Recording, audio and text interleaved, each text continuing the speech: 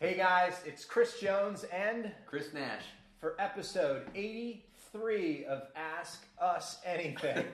Not sure, this is definitely a theme going on right here, but as I approach my 100th video, I just actually have a lot of fun letting the camera go and just record whatever it records. So we're going to do another 3-part series, and we're going to do something a little bit different. The chairs are a little bit different here. I thought it would be really cool to have a conversation with you. Maybe both of us reflect, try to pretend that the camera's not there, and cover 3 topics that I think are pretty universal, right? That at different parts in our lives we face issues and discussions and insights around things like spirituality and work-life balance. So in this particular episode, I want to talk about spirituality. So do you want me to start? You want to start? It's up to you. Like, how do you, at what point in your life did the idea of either believing in something bigger than yourself or connecting to things that would uplift you or inspire you outside of just other people? Is there anything that you could kind of reflect on in your life where there was that insight where it's like there's something bigger going on here?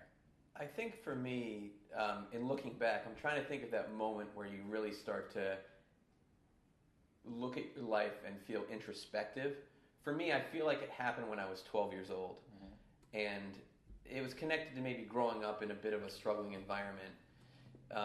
But I remember that moment more than anything as being a point in my life where I thought, and it was connected to like becoming the sort of the man of the house. I think I mentioned it in a previous video, which partly has to do with, I think, the fact that I've become an entrepreneurial person, but I think it actually relates more to, at that moment, sort of thinking about what was going on in my life and trying to find some kind of center. Mm-hmm. And that, for me, that's kind of the way I might define spirituality for me, is finding that center and looking inside and thinking like, how do I either make sense of what's going on in the world around me or my life, or try to do it in a way where I can actually make it through a day and feel good at the end of the day. I think for me, spirituality is when I get to the end of the day, I want to feel good about what I've done during that day, and I want to feel good about the person that I am. And I think if you do that and there's sort of a core belief that you attach yourself to, that's at least how I define it. Yeah. And that was kind of like the first question I would have had for you is, how do you define spirituality for yourself? So there were 2 things historically that made a huge impact on my life. First, I grew up in a fairly religious family. My sister at one point wanted to be a reverend in the church and went down that path. My mom was actually a youth counselor at our local church, so I had that, but the traditional religion thing for me wasn't really hitting me like it hits certain people.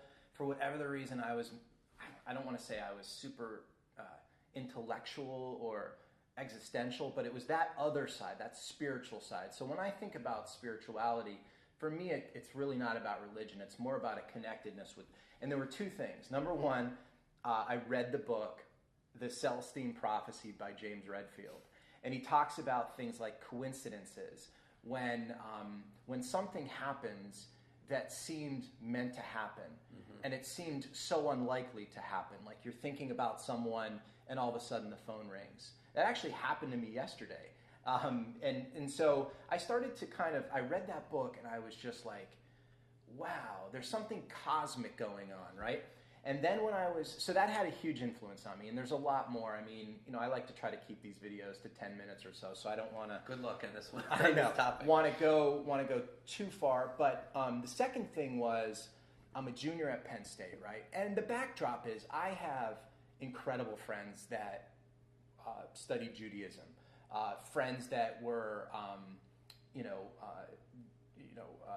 Christians or whatever it might be. And I took a world religion class. And for me, what happened was this spark of just like happiness and like, I just felt connected to this idea that there are universal truths around religion, that those truths, the idea of being good, the idea of doing one to others as you would do, those type of laws, The if golden you will, rule, sure. the golden laws. I was like, I got it. Like that for me is going to be, again, religion aside, it's going to be my truth. It's going to be what I strive for. So those two things, and honestly, spirituality has been a huge part of my life. And I have found it mostly in the environment.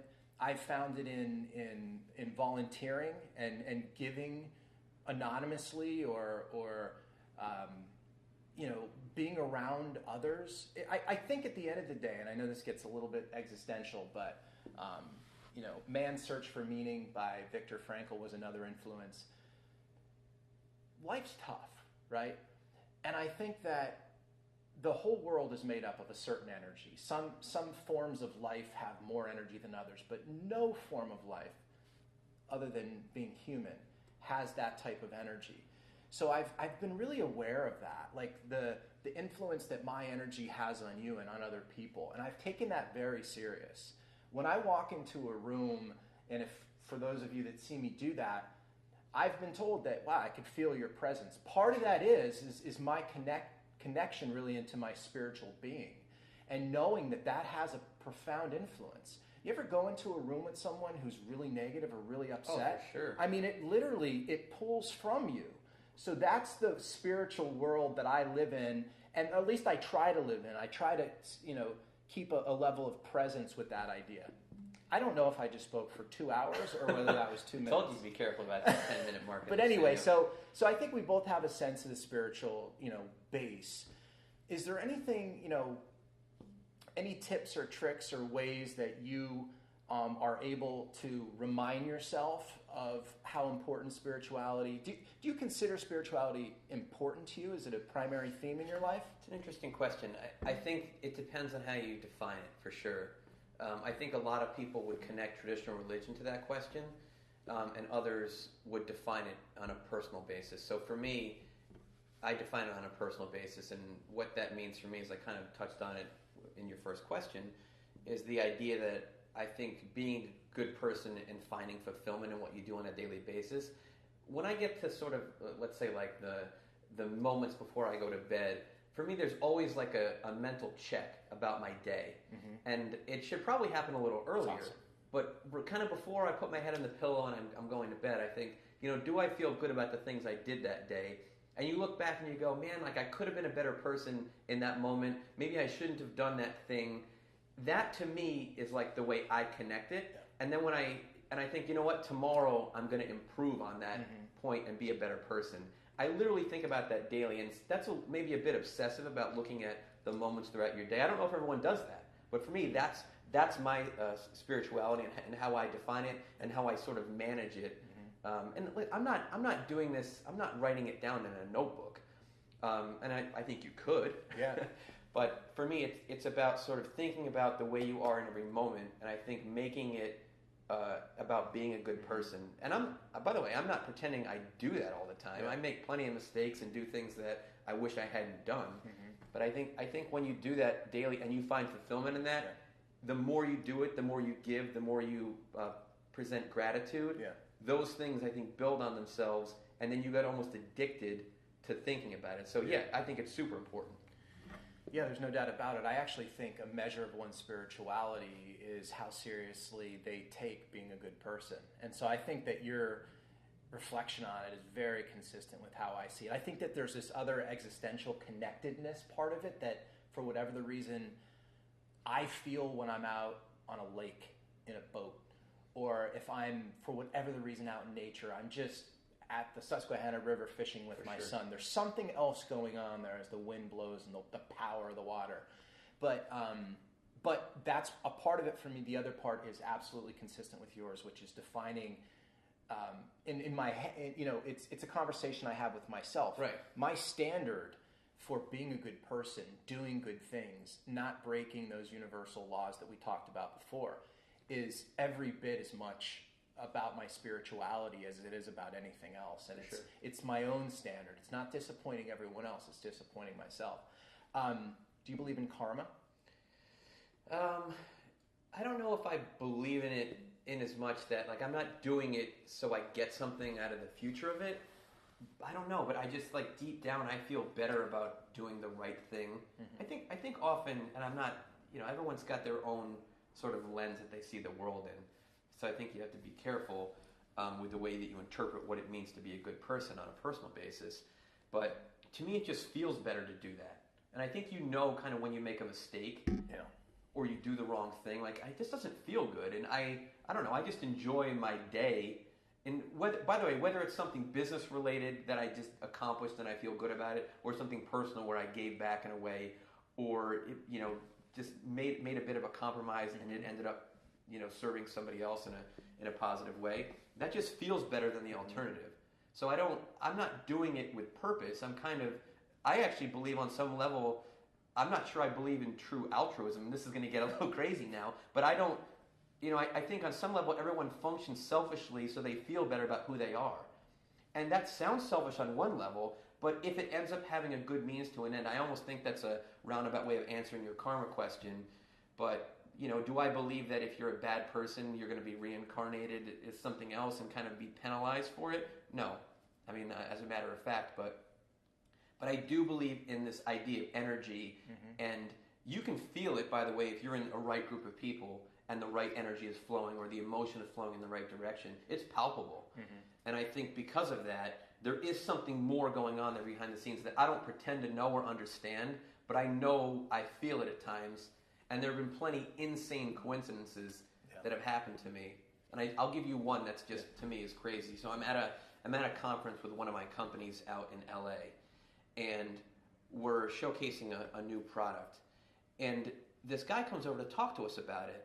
And he's asking us about the area and where we're from. And by the way, he lives in Vietnam. So we're chatting about a fitness product. And he says, oh, well, you guys are from Pennsylvania. Oh, I actually used to live there. And then he says, well, what part are you from? And we say, the Shavertown area. And my partner said, I'm like, you have to talk to my partners. They live in Shavertown. So where did you go to school? Well, Wyoming Seminary. Oh, we went to Wyoming Seminary. And it literally, and then it was like, well, where do you live in Shavertown? He says, oh, this road. And I go, well, we live on that road. He said, well, what house? Wow. And I shit you not. It's pretty eerie, right? It was super eerie. That's got to be like 1 in trillions, if not even more. The odds of that were... Which, by the way, is consistent with my belief that was in the Celestine Prophecy, and there's a lot of spiritual consistency with this among different ideologies. It's all about energy. And so when I think about karma, sometimes you could say you believe in karma, but typically the way you define it is that if you do something good, you're going to get something back. No, not so much. I think if you put good into the world, good comes out. If you put bad into the world, bad comes out.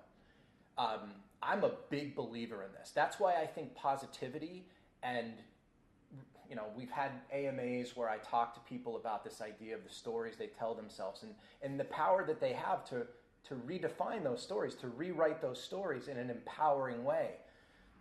Empowerment creates and spirals empowerment not only in yourself but in others. So anyway, I want to end the video there. I think this is a very difficult topic, and but I thought it would be interesting. I think both of us are, we're very successful people. People look up to us. People look to be challenged, and I think that we did challenge some thinking here without being, overly, radical or, in any way create any kind of defenses. So, very cool. In the next AMA, we are going to tackle another topic: universal health and wellness. See you guys in the next episode.